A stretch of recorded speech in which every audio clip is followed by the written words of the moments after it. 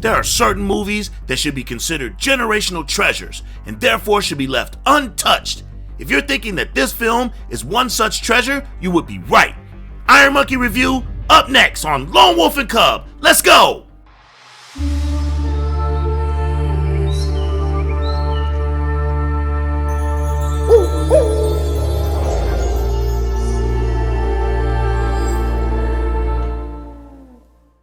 Iron Monkey, not to be confused with the 1977 movie of the same name, is a 1993 Hong Kong martial arts action flick written and produced by Sue Hark and directed by the legend himself, Yung Wu Ping, and stars Donnie Yen as Master Wong Ki-ying, father to future legend Wong Fei Hung, and spoilers, Yu Rong Guang as the titled hero. The plot centers around a small town in Guangdong that has been overrun with refugees, poverty, and the plague. There's a man dressed in black who robs from the rich and gives to the poor a la Robin Hood, but has been deemed a menace by the local government. His name is Iron Monkey. The movie opens with Iron Monkey attempting to break into the governor's mansion in order to steal a cache of gold. The corrupt governor has enlisted the help of 4 wicked Shaolin monks along with his guard headed by Yun Shun Yi's Chief Constable Master Fox. Iron Monkey, who is a master strategist and martial artist, is able to thwart the traps waiting for him and get away with the gold, which he gives to the poor, sick, and hungry. This angers the governor, who puts out an edict that anyone who resembles a monkey or is skilled in kung fu must be arrested. Enter Wong Ki-ying and his son Wong Fei Hung, played by Angie Shang-Chi-man, who have arrived to collect a shipment of herbs when they get into a fight with some street toughs who are bullying some of the local kids. Ki-ying quickly dispatches the hooligans, but is arrested by officials for violating the Iron Monkey edict, which he didn't know anything about. When all of those accused of violating the decree are rounded up and brought before the governor, Ki-ying and Fei Hung are sentenced to branding for insubordination. And that's when Iron Monkey saves the day, which leads to Wong Fei Hung being held by the governor as a means to force his father into helping the government catch the title character, which he finds nearly impossible to do. Most of this is due to the fact that Iron Monkey's alter ego, Dr. Yang, and his beautiful assistant, Orchid, are hiding right under the nose of the government with their clinic to help the poor. Wong Ki-ying and Dr. Yang become friends and share a meal before Ki-ying reveals that he must go in search of the monkey so that his son, who has now acquired the plague while in prison, can be freed. This motivates the good doctor to use his influence and cunning to have Fei Hung brought to his clinic.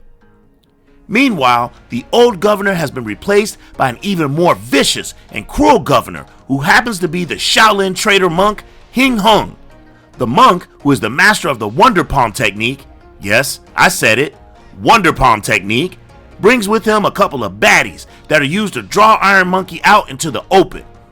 The plan works to a T, and the evil monk is able to wound Iron Monkey first and Wong Ki-ying in subsequent battles that they both manage to escape. Severely wounded, both heroes retreat to the clinic, where Ki-ying is surprised to discover that Dr. Yang is actually Iron Monkey. The two unite in healing each other and combine forces to take on the wicked Hing Hung and his band of minions. What happens next is a fiery showdown for the ages. Iron Monkey is an absolute gem.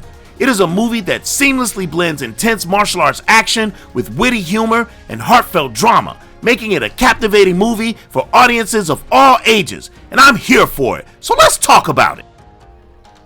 The pros. The story is superb with themes of corruption and justice, emphasizing the conflict between those who strive for what is right and those who misuse their power.